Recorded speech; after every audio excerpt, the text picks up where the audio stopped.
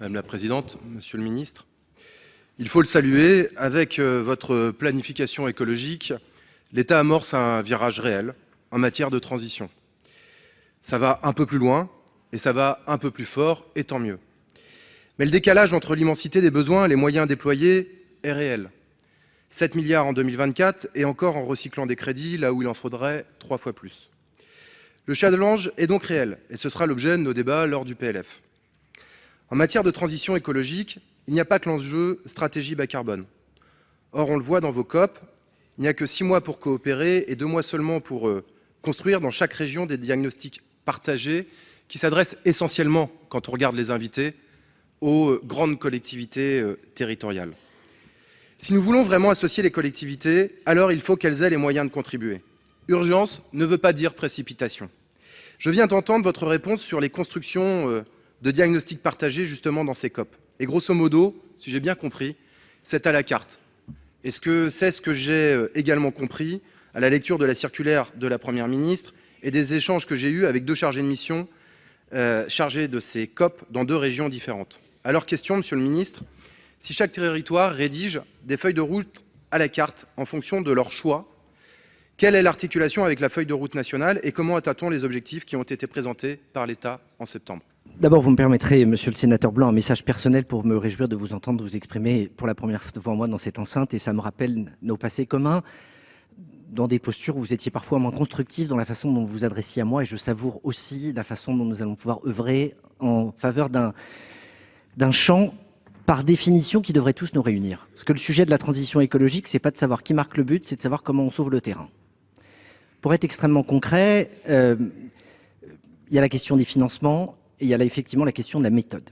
D'abord, sur les financements, j'assume pleinement que les 10 milliards d'euros qui seront présents l'année prochaine, parce qu'il faut évidemment ajouter des autorisations d'engagement au crédit de paiement, compte tenu en particulier dans le domaine du ferroviaire, du fait que vous ne payez pas l'année où vous lancez les études, c'est donc bien 10 milliards qui sont engagés, et ça représente une première marge dans les 33 milliards de parts publiques que nous devons trouver dans le cadre du rapport Pisani-Ferry. Avec un effet de levier intéressant que je note au passage, c'est qu'on s'est rendu compte en moyenne, dans le cadre du fonds vert, que les 2 milliards d'euros qui ont été investis génèrent 10 milliards d'euros d'investissement quand on additionne les projets qui sont rendus possibles. La démarche des COP. Je vous renvoie au sénateur Gillet. On ne part pas d'une feuille blanche. Le délai peut sembler bref, mais la vérité, c'est que sur la quasi-totalité des territoires, vous avez d'ores et déjà des planifications, des projets, des perspectives, des investissements qui ont été conduits par les régions, par les départements, par les intercommunalités qu'il convient d'additionner. Pourquoi est-ce qu'on s'est fixé le mois de juin de l'année prochaine ? Pour 2 raisons. La première, c'est qu'en juin, on aura la somme des besoins avant que nous commencions à construire le PLF 2025.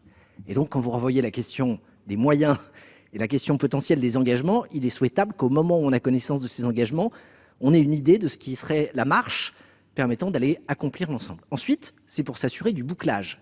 Pour faire simple, énormément de leviers sont à la main des territoires, mais d'autres dépendent ou de l'État ou d'engagements internationaux, et c'est la somme de tout ça qui doit nous permettre de tenir ces objectifs en assumant une démarche ascendante et une démarche descendante qui se rencontrent.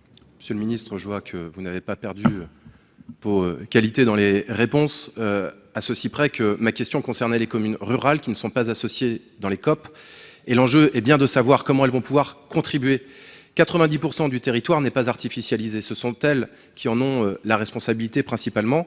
Si elles ne sont pas en capacité d'élaborer des diagnostics précis pour enrichir la feuille de route régionale, alors on va avoir du mal à évaluer les besoins financiers qui seront indispensables pour conduire à bien la transition écologique. C'est ça ma crainte et c'est le message que je voulais vous adresser.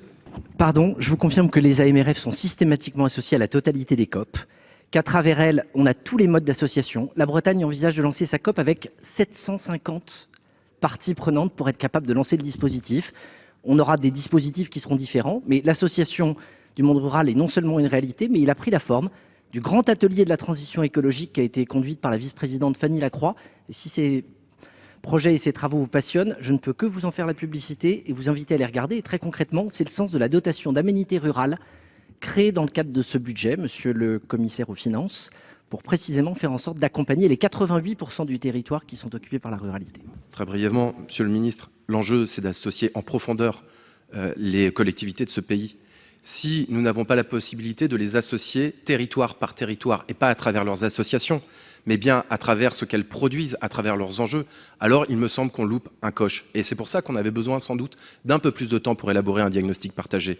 S'il s'agit d'associer uniquement les AMRF, dans ce cas-là, n'associons que les AMF, n'associons que les associations d'élus pour élaborer des diagnostics. Si vous avez souhaité aller plus loin, c'est bien justement pour essayer de mieux regarder ce que sont les planifications dans chacune des collectivités. Or, aujourd'hui, on le sait bien, l'objectif, c'est d'associer, ou en tout cas d'encourager une planification, y compris à l'échelle des petites communes rurales.